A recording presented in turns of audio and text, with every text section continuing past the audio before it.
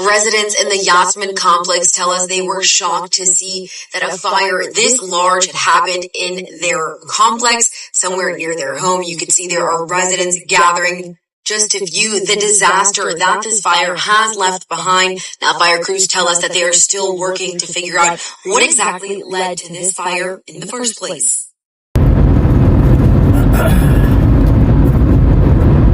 What? These comments get so annoying. Very silly, actually.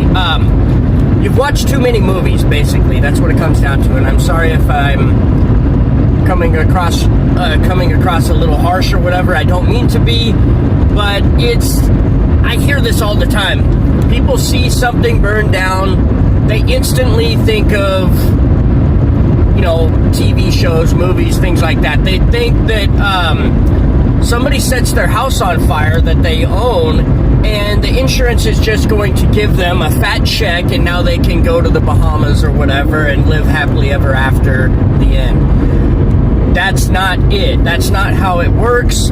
That's stupid. I'm sorry, but if you think that that's how that works, and then you go and try and do that, the investigators will instantly know that you are that person that watches way too many movies. It does not work that way. So what happens in reality is you have a policy that you're paying for.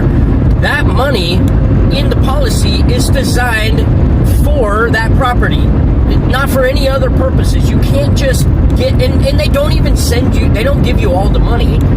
Even if it's a total loss, right? Like that hotel was $1.6 million, right? Burns down, total loss. They're not going to give them $1.6 million check like that. If they wanted to rebuild or whatever, they would give them a partial payment. They would get started doing the stuff. Then they would take pictures once everything's, of their progress and everything. Once they get up to a certain percentage of completion, then they would get the next payment, So that's how that works.